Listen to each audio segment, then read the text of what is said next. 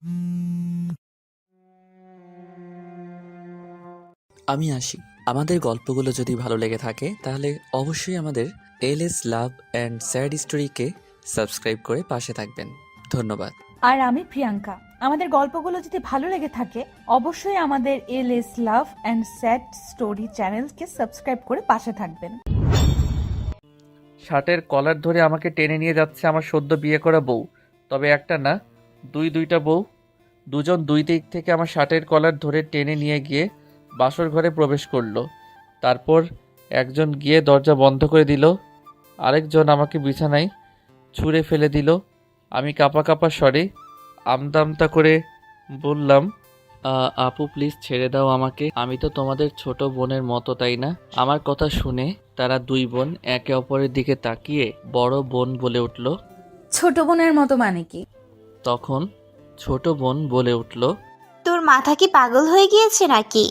বলেই ছুটে এসে আমাকে ধরতে গেলে আমি খাটে এসে গুটিসুটি হয়ে এক কোণায় বসে কাপা স্বরে একটা নিঃশ্বাস ছেড়ে, দেখো তোমরা যা করছো তাতে তো আমি ভুলেই গিয়েছি আমি ছেলে নাকি মেয়ে। তোমাদের দেখে মনে হচ্ছে তোমরা ছেলে আর আমি মেয়ে। আমার কথা শুনে দুইজনই ডেভিলদের মতো হু হু করে হেসে ওঠে। আর তাদের মধ্যে বড় বোন বলে, তাই নাকি? মনে কর তুই মেয়ে।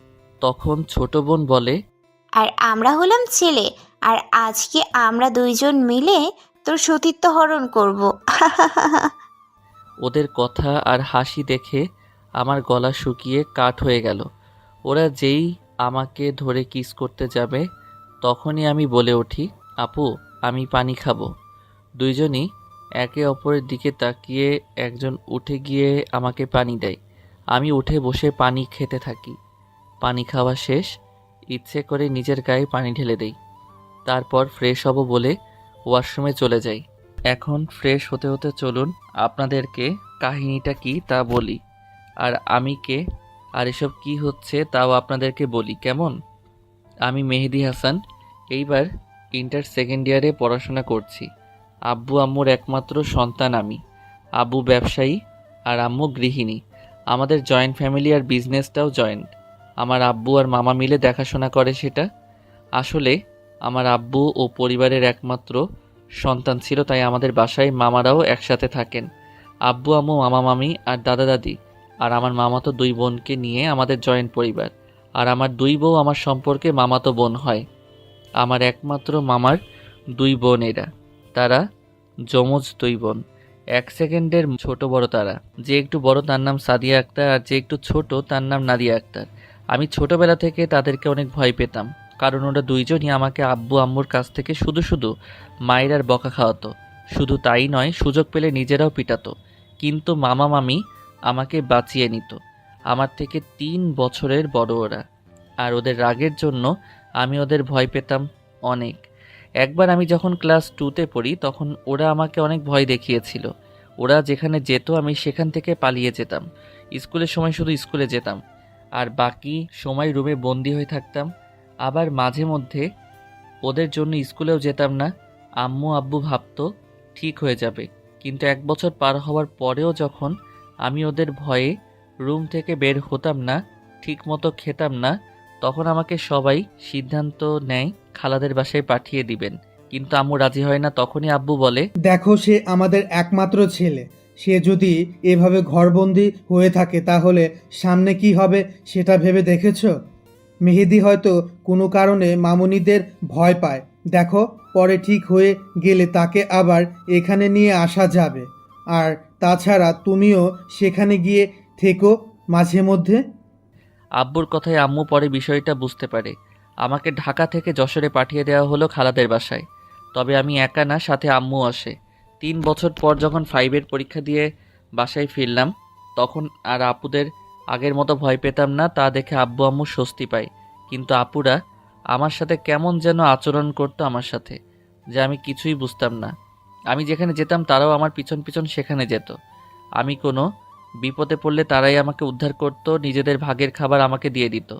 একদিন আমি ঘুরতে যাই, সেখানে আপুরাও ঘুরতে আসে আমার সাথে। সেখানে গিয়ে আপুরা ফুচকা খেতে চাইলো, আর আমাকেও বলে ফুচকা খেতে, তাই অজ্ঞতা রাজি হতে হলো ইচ্ছা না থাকা সত্ত্বেও। কি আর করার, 2 প্লেট ঝাল করে ফুচকার অর্ডার দিয়ে আমরা বেঞ্চে গিয়ে বসলাম। আমি মাঝখানে আর আপুরা আমার 2 পাশে। একটু পরে ফুচকা মামা 2 প্লেট ফুচকা দিয়ে যায়। আপুরা হাতে ফুচকা নিয়ে দুজনে আমার সামনে ফুচকা তুলে বলে, হা করো বাবু। হা করো বাবু। আমি হা করে ফুচকা মুখে পুরে নিলাম। একজনের হাত থেকে ফুচকা মুখে নিয়ে বুঝতে পারলাম অনেক ঝাল। কোনো রকমে খেয়ে ঝাল ঝাল বলে চিল্লাতে থাকি। ফুচকাওয়ালা মামাকে পানি দিতে বললি, পানি শেষ বাবা, দাঁড়াও আমি যাইয়া নিয়ে আইতাছি। এদিকে আমি চিল্লাতেই আসি। এখন তারা কি করবে আমাকে ভেবে না পেয়ে সাদিয়া আপু আমার ঠোঁট জোড়া দখল করে নিয়ে সিনেমায় যেমন করে ঠিক তেমন করতে লাগলো। 5 মিনিট পর ছেড়ে দিয়ে বলে, কিরে, এবার তোর ঝাল কমেছে তো? আমি হাঁপাতে হাঁপাতে বলি, হ্যাঁ কমেছে, কিন্তু এটা তুমি কি করলে, এটা তো পচা কাজ।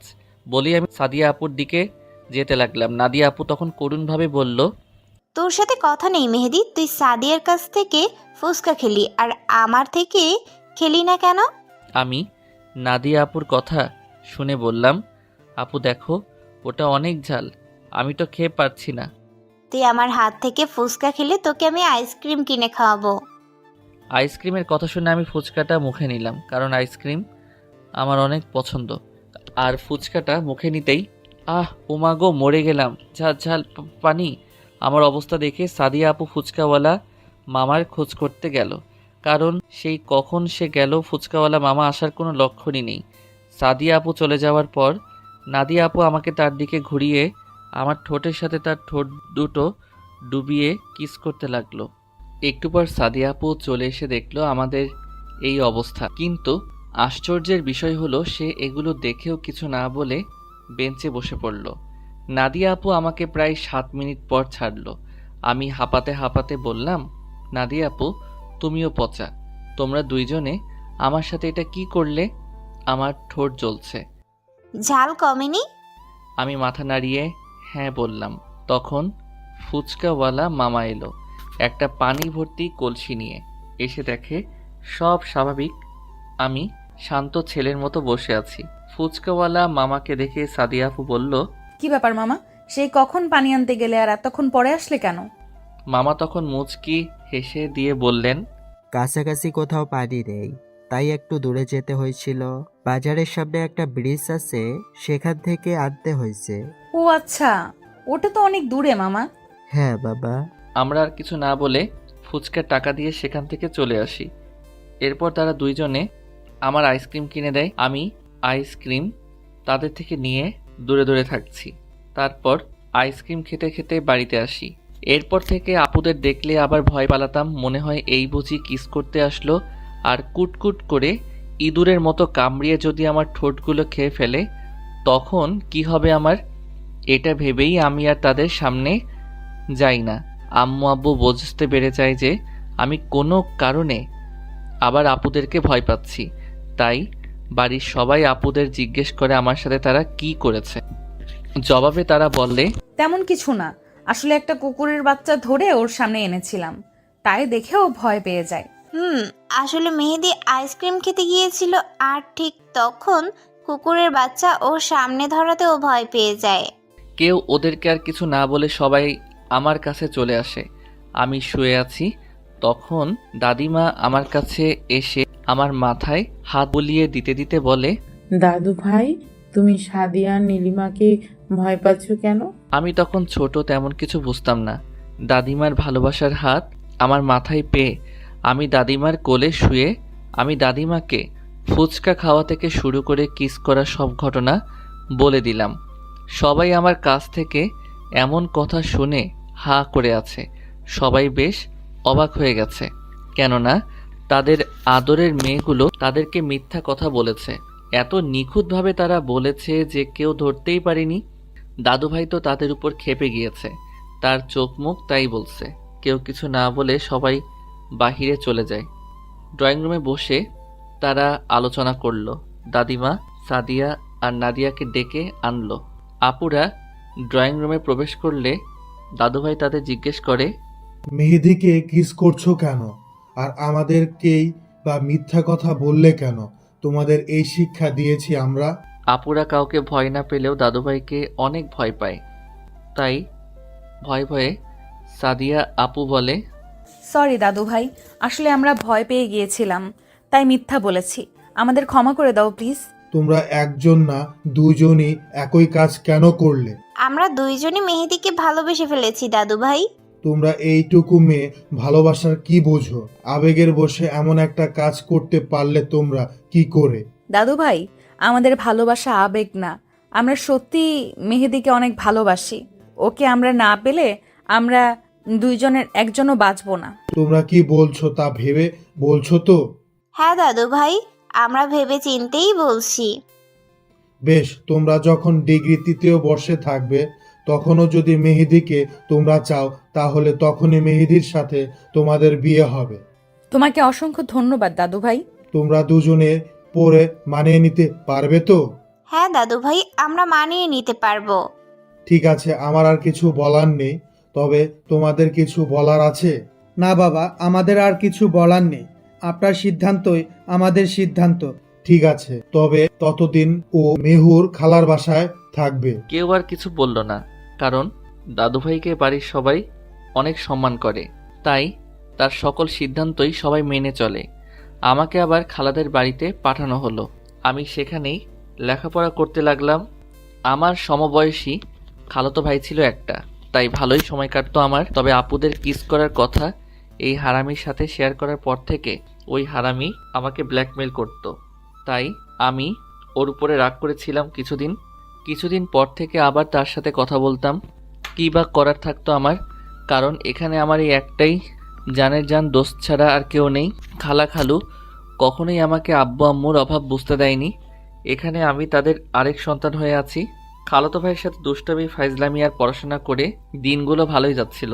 সাথে খালার আদর আর খালুর শাসন দেখতে দেখতে স্কুল জীবন শেষ হয়ে গেল আমার। এসএসসি পরীক্ষায় গোল্ডেন A+ পেয়েছি আমি।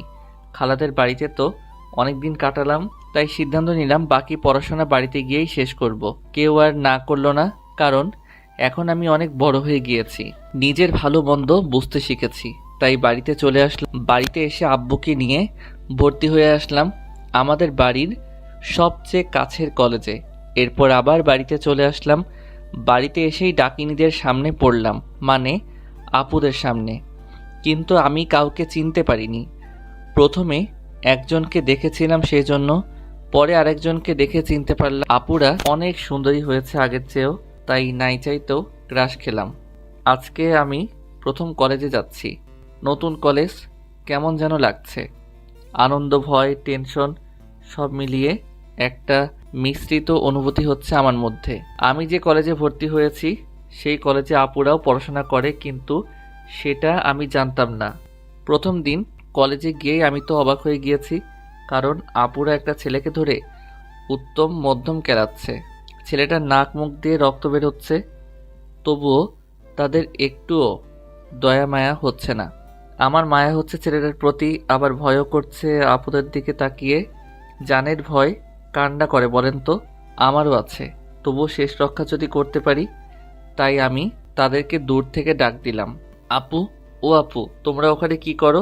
আমার ডাক শুনে আমার দিকে তাকিয়ে আমাকে দেখে হাত থেকে লাঠি ফেলে দিয়ে ভদ্র মেয়ের মতো দাঁড়িয়ে একটা মুচকি হাসি দিল দুজনেই। আমি বিষয়টা বুঝতে পারলাম না, ওরা আমাকে দেখে লাঠি ফেলে দিয়ে এভাবে ভদ্র হয়ে গেল কি কারণে। আমি এসব ভাবতেছি, ঠিক তখনই সাদিয়া বলে উঠল, কি রে মেহেদি, তুই এখানে কি করছিস? আমি তো এই কলেজেই নতুন ভর্তি হয়েছি। আমার এই কথাটা শুনে তাদের মুচকি হাসিটা উধাও হয়ে গেল নিমিষেই।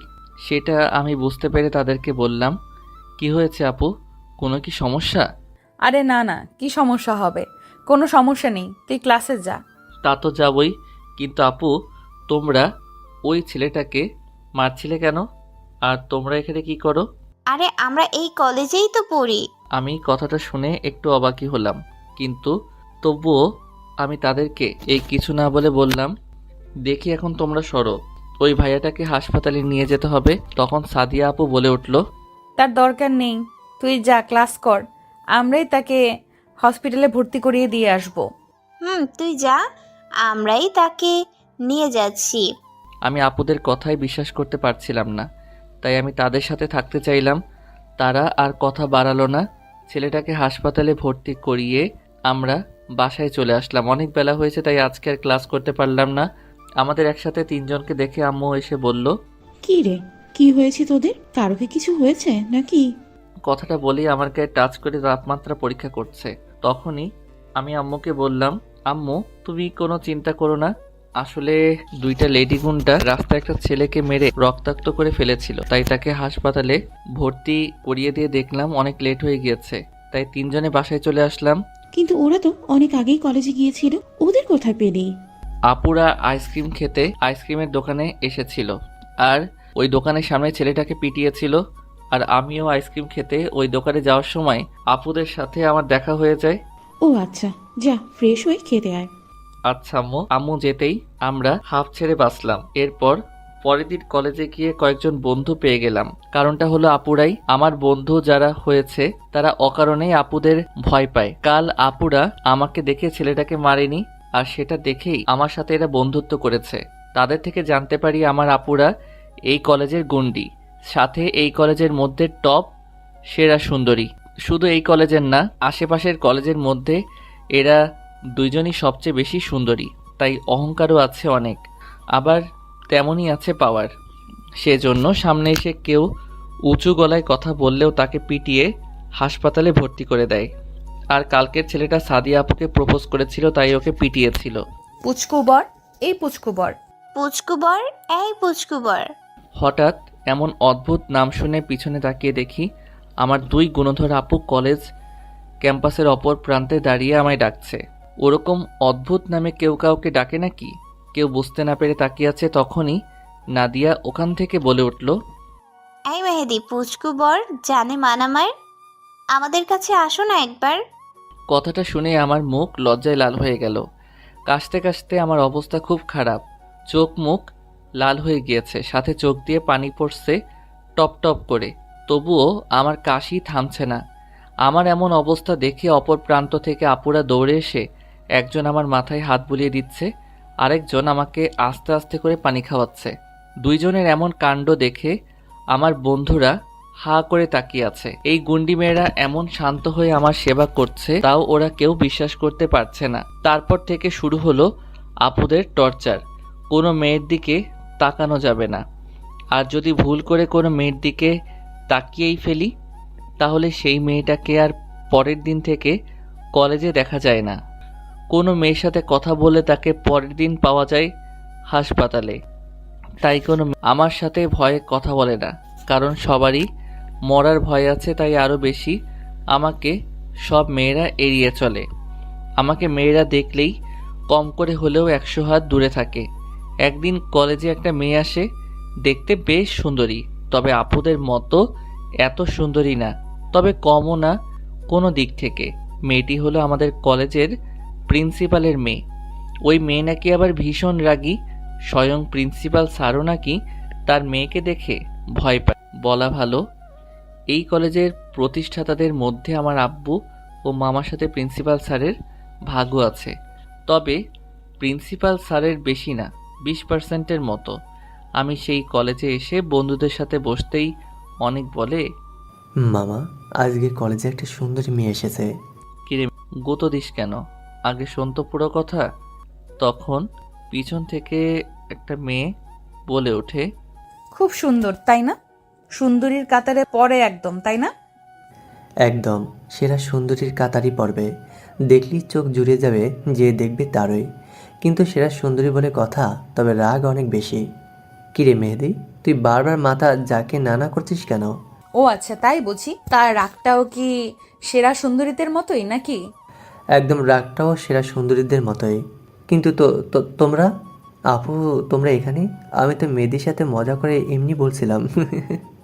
তাই না? Shut up rascal. এখানে বসে বসে তুই মেহেদের মাথায় তুই এসব ঢুকাচ্ছিস? আপুদের দেখে আমি অনেক আগেই ভয়ে শেষ। অনেককে অনেক বোঝানোর চেষ্টা করেছি, কিন্তু সে বুঝলো না। এখন নে ঠেলা সামলা। কিন্তু আপুদের এমন গর্জনে আমরা সবাই ভয়ে একে অপরের হাত ধরে দিলাম। সেখান থেকে ভো দৌড়, একদম এক দৌড়ে বাসায় এসে পৌঁছেছি। সাথে বন্ধুরাও আছে। সবাই মিলে অনেককে উত্তম মধ্যম আদর দিয়ে বললাম, শালা যখন যেটা বলা শুরু করি সেটা শেষ না করা পর্যন্ত থামতে পারিস না? কোথায় কে বসে বা দাঁড়িয়ে আছে সেটা দেখতে পারিস না? অনেক কাঁদো কাঁদো করে বলল, আরে কত মারবি আমাকে? আমার ভুল হয়ে গেছে, ক্ষমা করে দে প্লিজ। এরপর আমরা অনেককে ছেড়ে দিয়ে যে যার মতো বাসায় চলে আসি। বাসায় এসে রুমে চলে যাই। রুমে এসে ফ্রেশ হয়ে দেখি দাদিমা বিছানায় বসে আছে। আমি দাদিমার কাছে এসে দাদিমার কোলে শুয়ে পড়ি। কি হয়েছে আমার ছোট্ট বরটার? আমি দাদিমাকে জড়িয়ে ধরে বললাম, দাদিমা, আপুরা আমার সাথে এমন করে কেন? আমার কোনো মেয়ে বন্ধুর সাথে আমাকে তারা কথা বলতে দেয় না। তারা এমন কেন দাদিমা? দাদিমা কিছুক্ষণ চুপ থেকে বলে, দেখো, তুমি তো এখনো ছোট, তাই তারা চায় না তুমি কোনো ভুল পথে চলে যাও, আর সেই জন্য তোমাকে কোনো মেয়ের সাথে মিশতে দিচ্ছে না, বুঝলে? তা ঠিক আছে, কিন্তু তারা আমাকে পুচকু বর বলে কেন ডাকে সবার সামনে? দাদিমা কি বলবে ভেবে পায় না। পিছন থেকে দাদুভাই বলে, কিরে তুই আমার বউয়ের কোলে শুয়ে আছিস কেন? আমি আরো ভালো করে শুয়ে দাদিমাকে জড়িয়ে ধরে বলি, তোমার একার বউ নাকি? এটা তো আমারও বউ। কেন সেটা তুমি জানো না নাকি? এটা শুনে দাদুভাই দাদিমাকে উদ্দেশ্য করে বলে, কি গো, তুমি আমাকে না বলে আরেকটা বিয়ে করে নিলে? তখন দাদিমাকে কিছু বলতে না দিয়ে আমি বলে উঠি, আরে দাদুভাই, বিয়ে করেছি তো কি হয়েছে? এখনও তো বাসর করিনি। এখন তোমার পারমিশন নিয়ে ভাবছি বাসরটাও সেরে ফেলবো। আমার কথা শুনে দাদুভাই রাগি রাগি ভাব নিয়ে বলে, কি বললি শয়তান? দাঁড়া, করাচ্ছি তোকে, আমার বউয়ের সাথে বাসর করাচ্ছি। আমাকে আর পাইকে জাপাং করে উঠে সাপাং করে দিলাম এক দৌড়ে বাড়ির বাইরে। দাদু ভাইকে সবাই ভয় পেলেও আমি ভয় পাই না, কারণ দাদু ভাইকে আমি অনেক ভালোবাসি, আর দাদু ভাইও সেম, তাই ভয়টা আর কাজ করে না। এদিকে আমি চলে আসার পর দাদিমা দাদু ভাইকে বলছে, আর কতদিন মেহেদির কাছ থেকে এভাবে লুকাবে? ওরও তো একটা মতবাদ আছে, তাই না? তুমি মানুষ চিনতে ভুল করছো। মেহেদি একদম তোমার মতোই হয়েছে। বড়রা যা বলবে ও সেটাই করবে।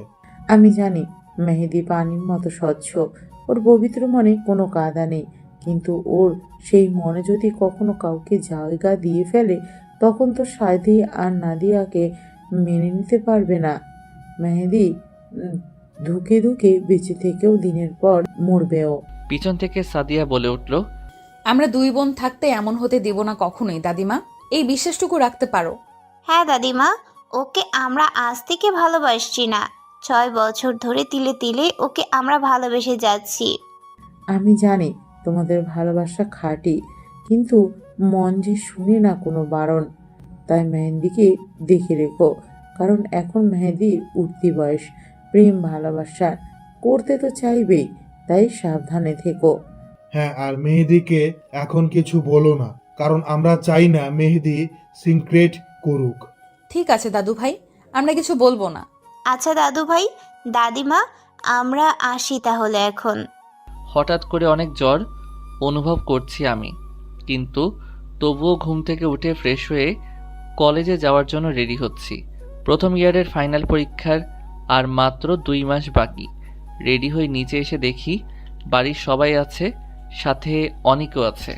অনিক আর আমাদের বাড়িটা পাশাপাশি, তাই অনিক মাঝে মধ্যে আমাদের বাড়িতে আসে, আর আমিও ওদের ওখানে যাই। নিচে এসে খেতে বসি সবার সাথে, কিন্তু খাবার মুখে দিতেই পেটের ভিতরে কেমন যেন মোচড় দিয়ে সব বেরিয়ে আসতে চাইছে, তাই মুখ চেপে বেসিংয়ে এসে সব বের করে দিলাম। পেটে কিছু নেই বলে তেমন কিছু বের হয়নি। আপুরা আমার এমন অবস্থা দেখে দৌড়ে আমার কাছে চলে আসে, দুজনেরই হাতে পানির গ্লাস। আমি তা দেখে ওখানেই ওদেরকে রেখে চলে গেলাম খাবার টেবিলে, কারণ আমি মুখ পরিষ্কার করে নিয়েছি। খাবার টেবিলে বসতেই অনেক বলে উঠল, কিরে তুই আবার কার সাথে আকাম কুকাম করে ধরা খাইলে? এরপর আমি অনেকের কথায় অবাক হয়ে বললাম, মানে? সবাই জানার আগ্রহ নিয়ে তাকিয়ে আছে অনেকের দিকে, আপুরাও তাকিয়ে আছে। এরপর অনেক বলে, আচ্ছা আমি কি চোর নাকি যে সবাই এমনভাবে আমার দিকে তাকিয়ে আছো? বাচ্চা ছেলের ওপরে এভাবে তাকালে তো স্টক করে উপরে টিকিট কনফার্ম করে আসবে। অনেকের কথাই সবাই ওর দিকে থেকে মুখ ফিরিয়ে যে যার মতো করে খেতে লাগলো। তারপর আবার অনেক বলে উঠল, কিরে কার বাচ্চা তোর পেটে? কার সাথে আকাম কুকাম করে পেটে বাচ্চা বাঁধালি? অনেকের কথা শুনে সবার খাওয়া অফ হয়ে গেল, আর সাদিয়া আপু তখন জুস মুখে দিয়েছিল। অনেকের কথায় তার হেঁচকি উঠে গেল। আমি অবাক হয়ে অনেককে বললাম, তুই কি বলছিস এগুলো? কি বলবো আর, যেভাবে মেয়ে মানুষের মতো মুখে হাত চেপে ধরে দৌড়ে ওয়াশরুমে গেলি, আবার বমিও করলে। এখন তোর ওপর তো আমারও সন্দেহ হচ্ছে ভাই। অনেকের কথার বিষয়টা বুঝতে পেরে সবাই হেসে দিল। আমি উঠে গিয়ে অনেককে মারতে লাগলাম। 2-3টা মাইর দেওয়ার পর অনেক আমার হাত ধরে ফেললো। আমার হাত ধরতেই অনেক বুঝে যায় আমার শরীরের তাপমাত্রা অনেক বেশি। সে আমাকে ধরে এক জায়গায় বসিয়ে আমাকে জিজ্ঞেস করার আগেই আমি অজ্ঞান হয়ে পড়ি। চেয়ার থেকে ধরে আমাকে অনেক বাঁচায় পড়ে যাওয়ার হাত থেকে। আমার এমন অবস্থা দেখে সবাই খাবার ছেড়ে দৌড়ে আসে আমার কাছে। আপুরা এসে আমাকে ধরে বুঝতে পারে আমার অনেক জ্বর এসেছে। তখন আপুরা কান্না শুরু করে দেয়, আর এটা দেখে অনেক টাসকি খেয়ে যায়। তখন অনেক বলে, এটা ওকে দেখার বাকি ছিল। হায় মোর খোদা, কি দিন আইলো গো। অনেকের কথায় কারো কোনো খেয়াল নেই, সবাই আমাকে নিয়ে ব্যস্ত। ধরাধরি করে সবাই আমাকে আমার রুমে নিয়ে এলো। দাদুভাই ডাক্তারকে ফোন দিয়ে আসতে বলল। একটু পর ডাক্তার চলে আসলো। ডাক্তার এসে আমাকে চেক আপ করে 2টা ইঞ্জেকশন আর কিছু ওষুধ লিখে দিয়ে চলে যায়। আর যাওয়ার আগে বলে যান রাতের আগে জ্ঞান ফিরবে না। আমাকে ঘুমের ইঞ্জেকশন দেওয়া হয়েছে, তবে আস্তে আস্তে জ্বর কমে যাবে। খুবই ভালো হবে যদি আমার মাথায় জলপট্টি দেওয়া হয়, আর হাতে পায়ে তেল মালিশ করে দিলে, আর পারলে স্যুপ বানিয়ে খাইয়ে দিলে ঘুমের মাঝে, তাহলে অনেক উপকার হবে রোগীর জন্য। এগুলো বলে ডাক্তার চলে গেল। কথাটা শুনে আপুরা দুজনে কিচেনে চলে যায়। একজনের হাতে পানি আর কাপড়, আর অন্যজনের হাত গরম করা তেল। দুজনেই আমার পাশে এসে বসে আমার শরীরের উপর মোটা একটা কম্বল দিয়ে দিল। তারপর একজন জলপট্টি দিয়ে দিচ্ছে, আরেকজন হাতে পায়ে তেল মালিশ করে দিচ্ছে। এটা দেখে সবাই বাহিরে চলে যায়। অনেক মনে মনে বলে, ডাল মে কুছ কালা হে। এরপর অনেকে ওদের বাড়িতে চলে যায়। দুপুরে আমার শরীর থেকে কম্বলের নিচ দিয়ে আমার শরীরের সব জামা কাপড় খুলে দিয়ে একজনে কাপড় দিয়ে গা মুছে দিল, আরেকজন স্যুপ বানিয়ে নিয়ে এসে আমার মাথা তার কোলের মধ্যে উঁচু করে রেখে দিয়ে স্যুপ খাইয়ে দিচ্ছে। স্যুপ খাওয়া শেষ হলে একজন আমার কাছে সাথে থাকে, আরেকজন অনেকের বাসায় গিয়ে অনেককে ডেকে আনে। অনেক কিছু না বলে চলে আসে। এসে দেখে আমি ঘুমিয়ে আছি, সাথে আমার পাশে আমার হাত ধরে বসে আছে নাদিয়া আপু। তখন অনেক বলে, আমাকে কেন ডেকে আনলেন আপু? তুই মেহেদির পোশাকগুলো পরিয়ে দে তো। কথাটা শুনে অনেক বলে, কেন, ও কি পোশাক ছাড়াই ঘুমিয়ে আছে নাকি? হ্যাঁ, আমরা ওর পোশাকগুলো খুলে ওর গাটা মুছিয়ে দিয়েছি। তখন অনেক চোখ বড় বড় করে দুজনের দিকে তাকিয়ে বলে, নাউজুবিল্লাহ নাউজুবিল্লাহ, একটা বাচ্চা ছেলেকে এভাবে অচেতন অবস্থায় পেয়ে আপনারা দুজন ছেলেটার ইজ্জত হরণ করতে পারলেন? এই, তুই কোনো কিছু না জেনেই এমনভাবে চেঁচামেচি করছিস কেন? না মানে, তোমরা যেভাবে বললে তাই ভাবলাম বাচ্চা ছেলেটার আজ বুঝি সব গেছে। হয়েছে, আর বোঝা লাগবে না তোর। আমরা বাইরে যাচ্ছি, তুই মেহেদিকে পোশাকগুলো পরিয়ে দে। বলেই আলমারি থেকে একটা টি শার্ট আর একটা ট্রাউজার বের করে দিয়ে তারা চলে গেল বাহিরে। অনেক আর কি, সে তার মতো কাজ করা শুরু করে দিল। কম্বলটা সরিয়ে আমার দিকে তাকিয়ে হেসে দিল, আর মনে মনে বলল, মাইয়া মানুষ না দেখি বোঝে বেশি। কারণ আমার পরনে তখনও একটা মিনি প্যান্ট পরানো ছিল, যা আপুরা জানে না। জ্বরের ইঞ্জেকশনের সাথে ঘুমের ইঞ্জেকশন ছিল বিধায় এক ঘুমে রাত 10টা বাজলো। রাত 10টার পর আমার ঘুম ভাঙলো। ঘুম থেকে সজাগ হয়ে দেখি পুরো রুম ঘুটঘুটে অন্ধকার। বিছানা ছেড়ে উঠতে গেলে বুকটা খুব ভারী ভারী লাগলো। কি ব্যাপারে এত ভারী ভারী লাগছে কেন? আমাকে কি কেউ কিডন্যাপ করে আনলো নাকি? আবার উঠার চেষ্টা করলাম, কিন্তু পারছি না। তখন ভাবলাম আমাকে হয়তো কেউ সত্যি সত্যি কিডন্যাপ করেছে, না হলে এভাবে অন্ধকারের মধ্যে আমাকে বেঁধে রাখবে কেন?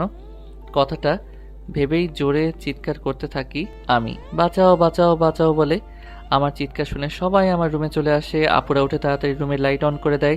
ইতিমধ্যে আমার রুমে সবাই এসে উপস্থিত হয়ে গিয়েছে। আমি তা দেখে পুরাই অবাক হয়ে গিয়েছি। আমি তার মানে নিজের রুমেই ছিলাম, তাহলে আমি তখন বিছানা থেকে উঠতে পারলাম না কেন? এদিকে দুই দিক থেকে দুই আপু বলল, কি হয়েছে মেহেদি তোর? তুই ওভাবে চিৎকার করলি কেন রে? কিছু দেখে কি ভয় পেয়েছিস? আমার এসব কথা শুনতে ভালো লাগছিল না, তাই আমি বলে উঠি, এই পেতনিরা চুপ থাকো তো। আর আমি একটু আগে বিছানা ছেড়ে উঠতে পারছিলাম না কেন? আর আলো দেওয়ার সাথে সাথেই বিছানা ছেড়ে উঠতে পারলাম কিভাবে? আমার কথা শুনে আপুরা বুঝে যায় বিষয়টা কি ঘটেছিল। সবাই উৎসুক হয়ে তাকিয়ে আছে কি হয়েছে তা জানার জন্য। তখন সাদিয়া আপু বলে, আসলে জেগে থাকতে থাকতে কখন যে ঘুমিয়ে পড়েছিলাম মনে নেই আমাদের। এরপর নাদিয়া আপু বলে, হ্যাঁ, ঘুমের ঘোরে হয়তো আমরা মেহেদির উপরে শুয়ে পড়েছিলাম, কিন্তু বিশ্বাস করো আমরা ইচ্ছাকৃতভাবে এমনটা করিনি। কিভাবে ঘুমিয়ে গিয়েছি আমরা নিজেরাই জানি না। বিষয়টা সবাই বোঝা যায় তখন আম্মু বলে, আচ্ছা বুঝেছি, এগুলো বাদ দিয়ে মেহেদিকে কিছু খাবার খাইয়ে ঔষধ খাওয়া। ঠিক আছে। বলেই সাদিয়া আপু চলে গেল কিচেনে। আমি কিছু না বুঝে সবাইকে বললাম, আমি তো কিছু বুঝিনি, কেউ আমাকে কিছু বোঝাও। তুই অসুস্থ মেহেদি, তাই এত কথা বলিস না। আমি তো ঠিকঠাকই আছি। তা তো থাকবেই, যেভাবে সাদিয়া আর নাদিয়া সারাদিন ধরে তোর সেবা যত্ন করেছে। আমি একটু অবাক হয়ে বললাম, কি বলছো তোমরা? রুমটা ভালোভাবে দেখো, তাহলে ঠিক বুঝতে পারবে। আমি দাদিমার কথা শুনে সারা রুম চোখ বুলিয়ে দেখলাম।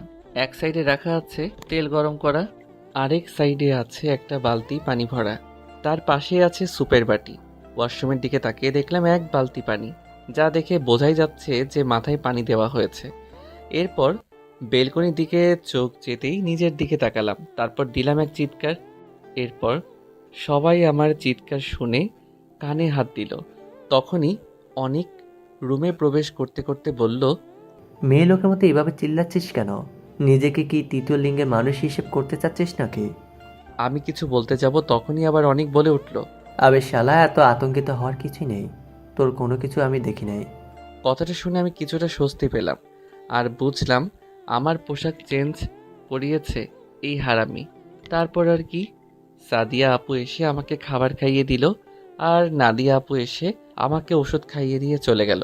আর ঠিক করা হলো অনিক আজকে আমার সাথে ঘুমাবে, রাতে যদি আবার আমার জ্বর আসে। তাই শুয়ে আছি আমি আর অনিক। তখন অনিক বলে উঠল, দোস্ত ডাল মে কুছ গড়বড় হে। কেমন? আমি সঠিক জানি না, তবে 99.9% শিওর যে তোর মামা তো দুই বোনই তোকে ভালোবাসে। দূর, এটা হতে পারে না। যদি হয়? আমি শিওর এমন হতেই পারে না। তাহলে আমি যা বলবো তুই তাই করে দেখ। কি করতে হবে আমাকে? সামনে পরীক্ষা, তাই এখন কিচ্ছু করতে হবে না, তবে তবে কি? পরীক্ষা পর করতে হবে। কিন্তু কি করব সেটা তো বলবি। আগে বল, যা বলবো তা করতে পারবি তো? করব, বল। প্রমিস? প্রমিস। এইবার বল। কিরে, তুইও কি আপুদের ভালোবাসিস নাকি? দেখ, এবার লাত্তি খাবি কিন্তু। আরে রাগিস কেন, শোন তাহলে। পাগল নাকি? আমি পারবো না এগুলো। তুই প্রমিস করেছিস মেহেদি, করতে তো তোকে হবেই। কিন্তু তোর আন্দাজ যদি সত্যি হয় তাহলে আপুরা আমাকে শেষ করে দিবে, আর তা না হলে ওই গুন্ডি মেয়ে আমাকে কাঁচা চিবিয়ে খেয়ে ফেলবে। তেমন কিছু হবে না, চিল কর। আরে রাখ তোর চিল, এখন ঘুমাতো। অনেক আর কিছু না বলে ঘুমিয়ে যায়। আমিও এসব কথা ভাবতে ভাবতে ঘুমিয়ে পড়লাম। পরের দিন থেকে শুরু হলো আমার সেই কলেজ লাইফ। এর মাঝে প্রিন্সিপাল স্যারের মেয়ের সাথে আমার একবারও দেখা হয়নি। কারণটা হলো আমার আপুরা। প্রিন্সিপাল স্যারের মেয়ের নাম আশফিয়া খান আহি। আহি যেখানে থাকে আমিও ওই দিকে যেতে লাগলেই আপুরা এসে আমাকে আটকিয়ে দেয়। একটা বিষয় বড্ড অনেক ভাবায় আমাকে, আর সেটা হলো আমি আসার আগে আপুরা প্যান্ট শার্ট পরে কলেজে আসতো। প্রথম দিনেও তাই দেখেছিলাম। আমি এত কিছু না ভেবে পড়াশোনায় মন দিলাম। দেখতে দেখতে পরীক্ষার দিন চলে এলো। ভালোই সবগুলো পরীক্ষা দিলাম। ভালোই হয়েছিল পরীক্ষাগুলো। পরীক্ষা শেষ হলে খালামণিদের বাড়িতে গিয়ে কয়েকদিন থেকে আসলাম। সাথে করে আমার খালাতো ভাই অয়নকেও নিয়ে আসলাম। অয়নের নাকি সেখানে একা একা লাগে, তাই অয়ন আমার সাথে আমারই কলেজে ভর্তি হলো। আর এটাই হলো বিপত্তি, কারণ প্রথম দিন অয়নকে নিয়ে কলেজে আসার সাথে সাথেই গেটেই ঠাস। বুঝলেন না তো? চট্টর মানি কেউ কাউকে ঠাস করে অয়ন নিচে পড়ে যায়। আহি আর অয়নের ঠোঁট জোড়া আহির দখলে। অয়ন বেচারা করে ছাড়ানোর চেষ্টা করছে, কিন্তু পারছে না। বিষয়টি কি হচ্ছে আমরা দাঁড়িয়ে বোঝার চেষ্টা করছি। ঠিক তখনই আহির বান্ধবীরা এসে বলে 5 মিনিট নাকি শেষ। আহি অয়নকে ছেড়ে দিয়ে বলে, সরি বেবি, জাস্ট ডেয়ার ছিল। আমরা তো পুরাই টাসকি খেলাম কথাটা শুধুমাত্র একটা ডিয়ারের জন্য। এইভাবে একটা ছেলের ইজ্জতের উপর হামলা চালালো। আহি চলে যাবে ঠিক তখনই অয়ন বলল, বে, আমার ইজ্জত লুটে নিয়ে চলে গেল গো, কেউ ধরো রে, আমার ইজ্জত লুট করেছে, এই মেয়েকে আমি জেলের বাট খাওয়ামু। কথাটা শুনে আহি অয়নের কাছে এসে অয়নকে বলে, এভাবে কান্না করে নিজেকে গে প্রমাণ করতে চাচ্ছিস নাকি? চারিদিকে সবাই দেখছে, একটা কিসের জন্য ছেলে হয়ে কান্না করাটা মানায় না। বাসায় কি ওটা কেটে ফেলো কেমন? আহির এমন কথায় অয়ন কান্না থামিয়ে চুপ হয়ে যায়, আর আমি টাসকি খেয়ে যাই পুরাই। আমি অনেক আর অয়ন কাছাকাছি ছিলাম বিধায় সব কথাই শুনতে পেয়েছিলাম। আহি চলে যেতেই আমি বললাম, মামা এটা মাইয়া না অন্য কিছু, পুরাই আগুন। তখন পিছন থেকে আমার কান টেনে পেতনি বলে ওঠে, পুরাই আগুন তাই না? ওদের এখানে এখন কোনোভাবে আশা করিনি, তাই ভয়ে ভয়ে বললাম, আপু আসলে তুমি যা ভাবছো তেমন কিছু না। পাশ থেকে আরেক পেতনি আমার আরেক কান টেনে ধরে বলে, কি ভাবছিস আর কিনা ক্লাসে না গিয়ে এসব করে বেড়াচ্ছিস? দুই পেতনির একই কাহিনী। অয়ন এদিক থেকে আপুদের বলে উঠল, আমার ইজ্জতটা লুটে নিয়ে চলে গেল, তাহলে আগুন নয় তো কি হবে? আর আমি তো কিছুই করলাম না, সব তো ওই মায়াটাই করলো। অয়নের কথায় আপুরা আমার কানটা ছেড়ে দিল। আমি কান ছাড়া পেয়ে দুই হাতে দুই কান নাড়াতে লাগলাম। এরপর আমি বললাম, আজকে আমি নিরীহ অবলা ছেলে বলে মারলে তো? আচ্ছা ঠিক আছে, বাড়িতে গিয়ে আমি আমার বউ আর সতীনের কাছে বিচার দিব। আমার কথা শুনে আপুরা দুজনে আমার দিকে কেমন করে যেন তাকালো। তারপর বলল, বউ তো দাদিমা। হ্যাঁ। তাহলে সতীনটাকে? দাদু ভাই এই কথা শুনে তারা আমার দিকে সরু দৃষ্টিতে তাকিয়ে থাকলো কিছুক্ষণ, কিন্তু কিছু বলল না। আমি কান নেড়ে যাচ্ছি, এখনো অনেক ব্যথা করছে। অনেক জোরেই ধরেছিল মনে হয়, রেগেছিল হয়তো অনেক, কিন্তু আমি রাগার মতো কি এমন কাজ করেছি? এদিকে আপুরা অয়নের কাছ থেকে সবটা শুনে হেসে দেয়। জীবনে প্রথম আমি আপুদের হাসতে দেখলাম। হাসলেও আপুদের সেই রকম লাগে, মনে হয় একই মেয়ে ডাবল পার্ট। চলাচল, পছন্দ, খাওয়া, মারামারি, ঝগড়া, হাসি, কান্না সব একই রকম, শুধু দুইটি শরীর, এইটুকুই পার্থক্য। এদের মাঝে খুঁজে পাই আমি। আচমকা এক ভয়ানক কাজ করে ফেলি আমি। ওদের গালের মধ্যে যে টোল আছে সেই টোলের গর্তে আমার দুই হাতের দুই আঙুল দিয়ে স্পর্শ করি, আর সাথে সাথেই ওদের হাসি বন্ধ হয়ে গেল। আমি যে এমন কিছু একটা করব তা আমি নিজেও কল্পনা করতে পারিনি। আপুদের দিকে তাকিয়ে দেখি দুজনেই লজ্জাবতী গাছের ন্যায় নুয়ে আছে। আমরা তো পুরাই এটাই দেখার বাকি ছিল। আমরা তো ভাবলাম আমার গালে দুইটা চর পড়বে, কিন্তু এটা কি হলো? কেন কি জানি দুজন দুই গালে চুমু দিল, কি কপাল রে ভাই তোর। আব্বে শালা চুপ কর। ওই ভাবলাম চর থাপ্পড় দিবে, কিন্তু চুমু দিল দুইটা। দুইজনে কেন? আমার মতো ঠোঁটে পড়েনি তো। তুই জানিস না? ওহো, আমি তো ভুলে গিয়েছিলাম, সরি জান। এই এক মিনিট, তোদের মধ্যে গে কোনটা? গে মানে কি? গে মানে হলো গে। গে না হলে একটা ছেলে আরেকটা ছেলেকে জান বলে নাকি? হারামি, তোকে তো আজ বলেই আমি আর অয়ন মিলে অনিককে তাড়া করতে লাগলাম। এরপর কিন্তু ধরতে পারলাম না অনিককে। হাঁপিয়ে গিয়ে আমি আর অয়ন বটগাছটার নিচে বসলাম। একটু পরে অনিকও চলে আসলো, আর ওকে হাতের কাছে পেতেই পিটানি শুরু। আজকে প্রথম ক্লাসে স্যার আসতে পারিনি কোনো একটা কাজে, তাই আমরা বসে আছি। একটু পর অনিক আমাকে বলল, কিরে মনে আছে তো? কি মনে থাকবে? সারা ভুলে গেলি পরীক্ষা করার কথা? ও কিন্তু ভাই আমার না ভয় করছে অনেক। তুই দেখলি না সামান্য আগুন বলাতে কিভাবে আমার কান দুটোকে কি সুন্দর করে যত্ন সহকারে আদর করলো। ওটা দেখলে তো আমাকে 100 হাত মাটির নিচে পুঁতে রাখবে। আরে তোরা কি নিয়ে আলোচনা করছিস, আমাকেও একটু বল। আমি অয়নকে সবটা খুলে বললাম। সব শুনে অয়ন বলল, ভালোই তো আন্দাজ ঠিক হলো, একটার সাথে আরেকটা ফ্রিতে পাবি। কি কপাল মাইরি, তোর কপালের সাথে আয়, আমার কপালটা ঘষে নেই। বলেই অয়ন আমার কপালের সাথে ওর কপাল ঘষাতে আসতেই দিলাম এক লাথি। ও মা গো, মইরা গেলাম রে বাবা। শালা হারামি, দেখে শুনে লাথি মারবি তো। যেই জায়গায় লাথি দিলি আমার যদি বাচ্চা না হয় তাহলে সব দোষ তোর। দেখ আরেকটা খাবি কিন্তু। হারামি, আমি ওখানে মারছি নাকি? ও এখনো মরিসনি বুঝি, তাহলে ঠিক আছে। আমার আর অয়নের কাণ্ড দেখে অনেক মাথায় হাত দিয়ে বসে আছে। কপাল চাপড়াতে চাপড়াতে বলল, ভাই আসলে তোরা কোন জাতের প্রাণী? কেন উগান্ডা? কি রে, তুই কি সত্যি সত্যি উগান্ডা থেকে এসেছিস নাকি? কি জানি, তুই তো ছোটবেলা থেকে আমাকে বলে আসছিস আমি নাকি উগান্ডা থেকে এসেছি, তাই এটাই বলে দিলাম। কি রে ভাই, তোর নিজের জাতটা কি তুই সেটাই জানিস না? না রে, আব্বুর কাছ থেকেও শোনা হয় নাই, এইবার গিয়ে শুনে আসবো নে যে কোন জাতের বীজ থেকে এসেছি। দেশি আর হাইব্রিড মিক্সেস করে দিয়েছিল মনে হয়, না হলে এরকম দেখতে হয় না তো। কি চিল্লাস কেন? অয়ন তো ঠিক কথাই বলছে। ভাই আমাকে মাফ কর, আমি আর কোনো কথাই বলবো না। কেন বলবি না? এমনিতেই। আচ্ছা বাদ দে, ওই যে দেখ ফুলওয়ালা মামা তাজা তাজা ফুল নিয়ে আমাদের দিকে আসে, আমাদের জন্য।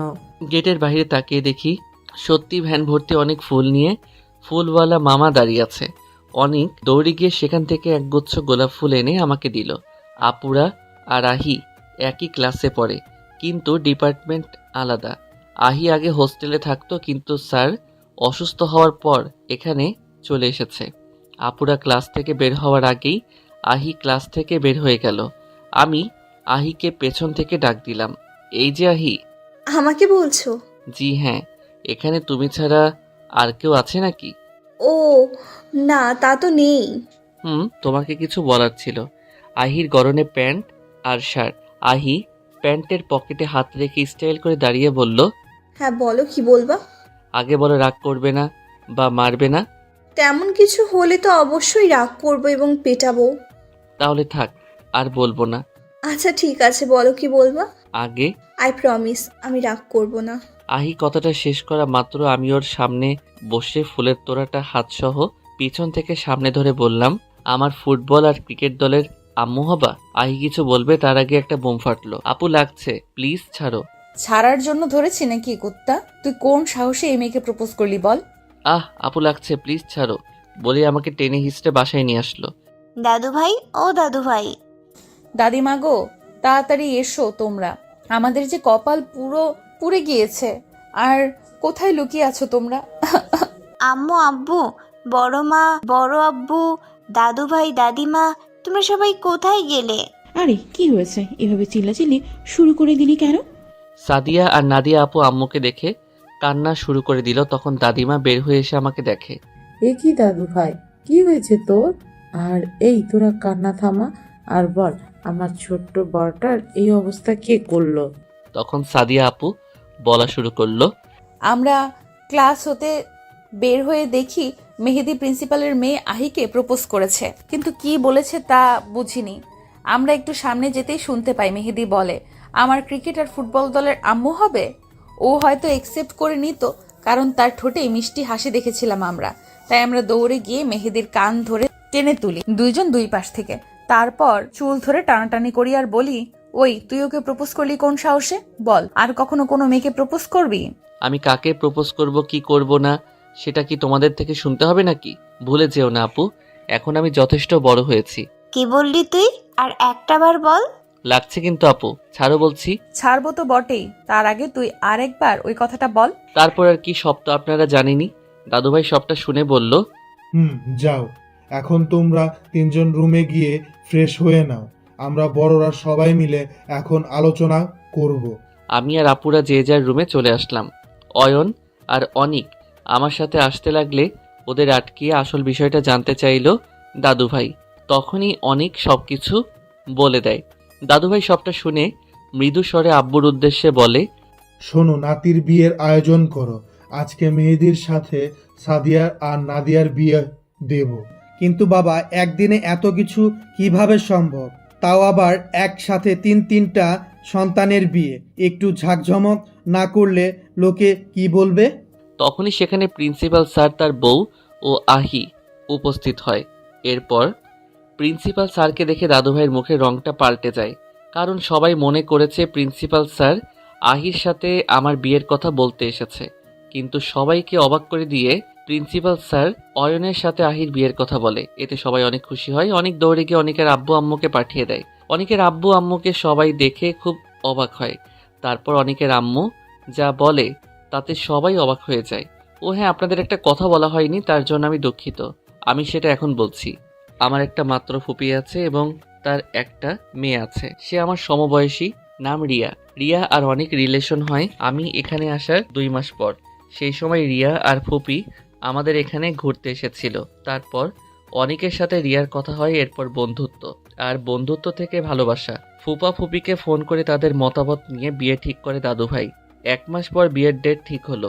এই 1 মাসে আমি আপুদের থেকে দূরে দূরে থেকেছি, শপিংয়ে গিয়েও দূরে দূরে লুকিয়ে থেকেছি। আর আমাকে সাহায্য করেছে আহি আপু আর রিয়া। আপুরা সবটা জেনে খুশি হলেও আমাকে একটা শিক্ষা দিতে চায়, আর সেটা বিয়ের রাতে বাসর ঘরে দিবে।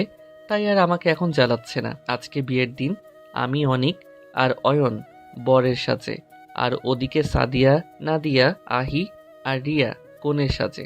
একসাথে যমজ মামাতো দুই বোনকে বিয়ে করলাম আমি। বিয়ের সময় আহি আর রিয়া কান্না করলেও আপুদের মুখে ছিল চমৎকার হাসি, যে হাসিটা মুক্ত ঝরে চিকচিক করছে। আর সেই মুক্ত ঝরা হাসির চিকচিক আলোয় আলোকিত হয়ে আপুদের বিশ্ব সুন্দরীদের মতো লাগছে। আহি আর রিয়ার আবদারে একটা পুরো রিসোর্ট বুকিং করে, আর আলাদা 3টা রুম খুব সুন্দর করে সাজানো হয়। আমি বাসর ঘরে না গিয়ে অন্য একটা রুমের খাটের নিচে গিয়ে লুকিয়ে আছি। আপুরা আমাকে অনেক খুঁজেও পাচ্ছে না। শেষমেশ অয়ন, অনেক, আহিয়া, রিয়া সবাইকে বলে আমাকে খোঁজা শুরু করে। সবাই সব রুমে খুঁজছে, কিন্তু আমাকে কেউ খুঁজে পাচ্ছে না। লাস্ট একটা রুম খোঁজা বাকি আছে, তাও সেটা মাঝখানে।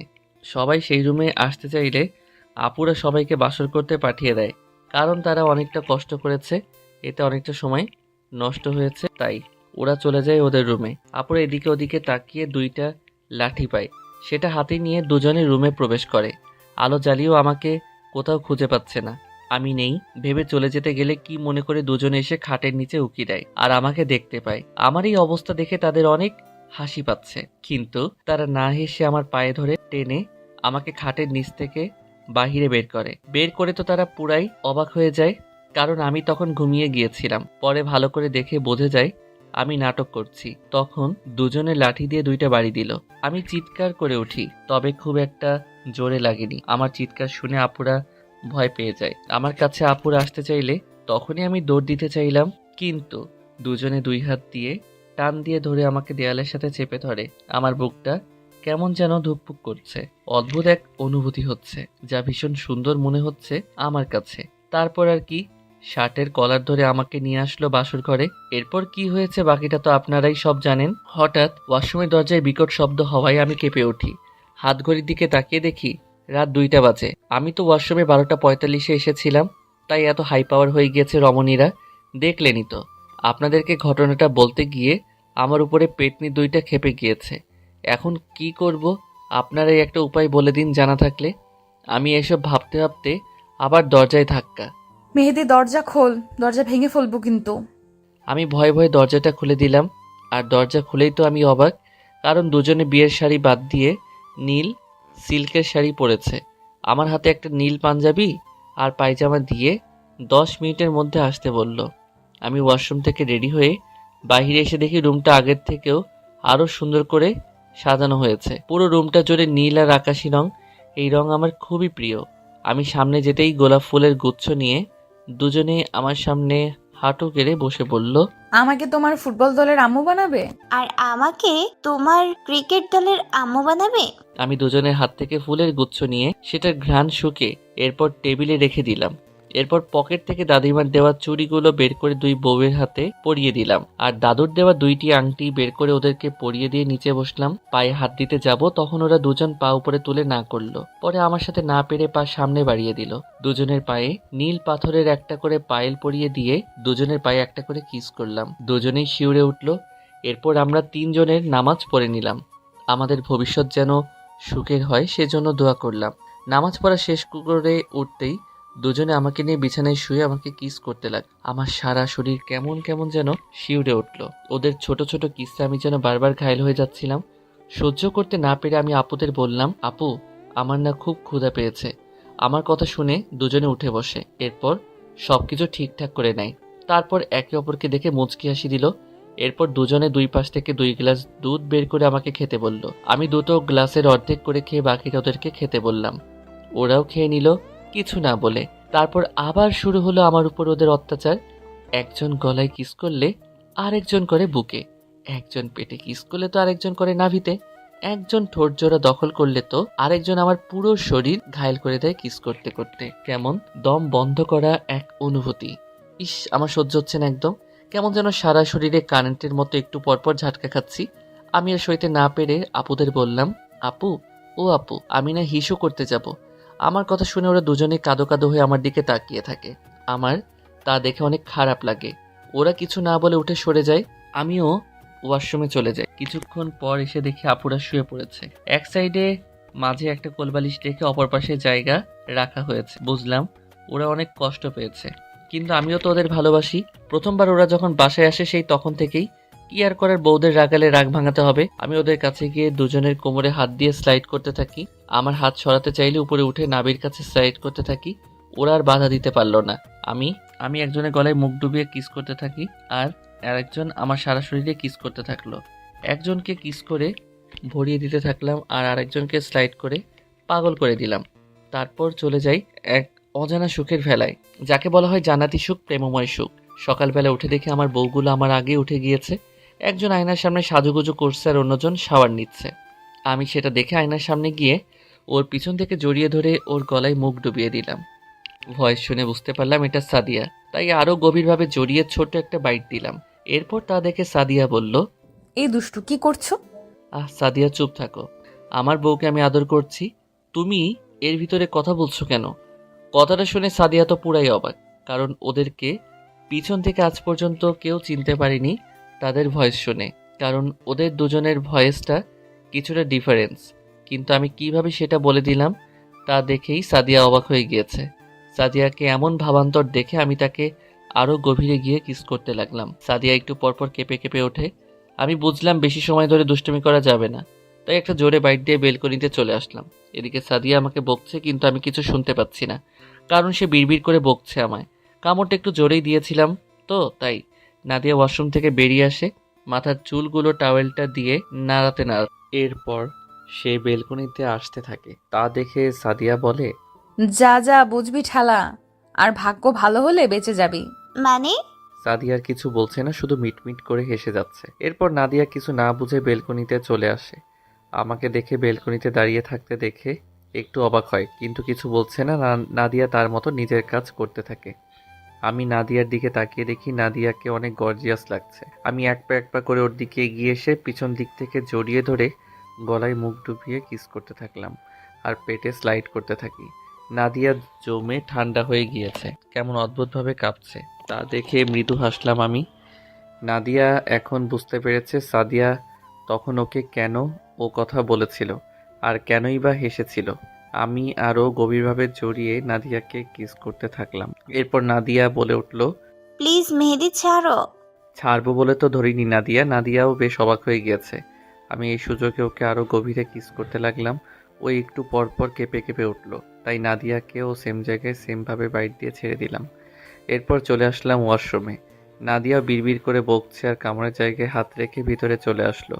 এরপর সাদিয়ার কাছে এসে বসে পড়ল। এরপর দুইজন দুজনের দিকে তাকিয়ে দুজনেই হা হা করে হেসে দেয়। সবাই রেডি হয়ে সকালের নাস্তা খেয়ে যে যার বউ নিয়ে বাসায় চলে আসলাম। বাসায় এসে ফ্রেশ হয়ে রুমে এসে আমি তো অবাক, আমার রুমে তো কিছুই নেই, শুধু একটা খাট, পড়ার টেবিল আর আলমারি ছাড়া। বাইরে এসে আম্মুকে জিজ্ঞেস করতেই আম্মু বলে, তোর রুম এখন থেকে মাঝখানেরটা, ওখানে গিয়ে দেখ। কারণ কি আম্মু? কারণ হলো তোর রুমটা অনেক ছোট, তাই। ও আচ্ছা, বলেই আমি নতুন রুমে চলে আসলাম। রুমে এসেই তো আমি পুরাই অবাক। রুমটা অনেক সুন্দর করে সাজানো হয়েছে। বিশাল একটা খাট আর 3টা আলমারি, যার গায়ে নাম লেখা আছে কোনটাকে ব্যবহার করবে। একটা বিশাল বড় ড্রেসিং টেবিল, আরও নানান কিছু রাখা আছে রুমের মধ্যে। রুমটা ভালো করে দেখলাম, এটা সাউন্ড প্রুফ রুম। এই বাসায় সকল রুম সাউন্ড প্রুফ রুম, শুধু আমার আর নাদিয়ার রুম ছাড়া।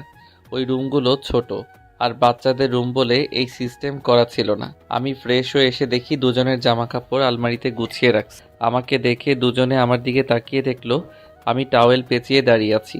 তা দেখে একজন টি শার্ট আর আরেকজন ট্রাউজার এনে আমাকে দিল। আমি একটা মুচকি হাসি দিয়ে এগুলো নিয়ে আবার ওয়াশরুমে চলে গেলাম। একটু পর বেরিয়ে এসে দেখি দুজনেই বসে আছে। আমি বের হতেই বলল, খেতে চলো। চলো। দুপুর হয়ে গিয়েছে, কারণ আস্তে আস্তে আমাদের অনেক সময় লেগে গিয়েছিল সেখান থেকে, তাই খেতে চলে গেলাম। খাবার টেবিলে এসে দেখি সবাই আছে এখানে। আমিও একটা চেয়ারে বসে পড়লাম। আমার দুই পাশে আমার দুই বউ বসে পড়ল। ওরা দুজনে দুজনের প্লেটে খাবার তুলে নিল, কিন্তু আমাকে দিল না। এটা দেখে আমি মনে অনেক কষ্ট পেলাম। ভাবলাম ওদের হয়তো অনেক ক্ষুধা পেয়েছে, তাই হয়তো আমাকে খাবার তুলে দেওয়ার কথা ওদের মনে ছিল না। কথাটা ভেবেই যেই খাবার নিতে যাব তখনই সাদিয়া বলে উঠল, হা করো। আমি বুঝতে পারলাম এই জন্যই হয়তো আমার প্লেটে খাবার দেয়নি। আমি আর কোনো কথা না বলে খেয়ে নিলাম। দুপাশ থেকে দুই বউ খাইয়ে দিচ্ছে। আহ, বেশ মজাই লাগছে। এমন ভাগ্য কয়জনের কপালেই বা আছে। আমি তৃপ্তি সহকারে খাচ্ছি, তখনই তোর কপাল দেখে আমার নিজেই খুব হিংসা হচ্ছে। কেন কেন? এই যে তোর দুই পাশে দুইটা সুন্দরী বউ তোকে খাবার খাইয়ে দিচ্ছে, আর আমাকে দেখ কি ফাটা কপাল। আরে বুড়ো, কি যে বলো! আমার 3টা বউ। একজন হয়তো অভিমান করে আছে তাই খাইয়ে দিচ্ছে না, না হলে সামনে থেকে আরেকটা সুন্দরী বউ খাইয়ে দিত। কথাটা শুনে দাদুভাই রাগী হওয়ার ভাব করে বলে, তোর দুইটা সুন্দরী বউ থাকতে আমার একটা সুন্দরী বউয়ের দিকে নজর দিস কেন রে? বারে, এটা তো আমার বড় বউ। বিয়ে করেছি সে অনেক বছর আগে, কিন্তু আফসোস এখনো পর্যন্ত বাসরটাই করতে পারলাম না। অনুমতি দাও না বুড়ো, শুভ কাজটা শেষ করে ফেলি। তবে রে দাঁড়া তুই। আমাকে আর পায় কে? খাওয়া তো অনেক আগেই শেষ হয়ে গিয়েছে, তাই এক দৌড়ে রুমে চলে আসলাম। রুমে এসে শুয়ে পড়লাম, উদ্দেশ্য ভান করে ঘুমিয়ে পড়ব। কিছুক্ষণ পর আমার 2টা বউ রুমে চলে এলো। দরজাটা লক করে আমার দুই পাশে দুইজন শুয়ে আমার বুকে মাথা রাখলো। এই শোনো না। বলো, শুনছি। তুমি কি আমাকে ভালোবাসো? তোমাদের কি মনে হয় ভালোবাসি নাকি বাসি না? মনে তো হচ্ছে ভালোই বাসো। আমি সাদিয়া আর নাদিয়ার ঠোঁটে ছোট্ট করে একটা কিস করে বললাম, হ্যাঁ গো পাখিরা, আমিও তোমাদের অনেক ভালোবাসি। সত্যি? হ্যাঁ বউ, সত্যি। ওরা খুশিতে গদগদ হয়ে আমাকে শক্ত করে জড়িয়ে ধরে। আমার বুকে দুজনে ছোট্ট একটা কিস করে আবার চুপটি করে শুয়ে পড়ল। এইভাবে আনন্দ, দুষ্টুমি, হাসি কান্নায় চলতে থাকলো আমাদের জীবন। সাদিয়া আর নাদিয়া কখনোই ঝগড়া করে না, আর যদিও তেমন কিছু হয় তাহলে তারা নিজেরাই তার সমাধান করে ফেলে, না হলে মানিয়ে নিয়ে চলে। আপনারা সবাই দোয়া করবেন এভাবে মিলে মিশে যেন সারাটি জীবন কাটাতে পারি আমরা।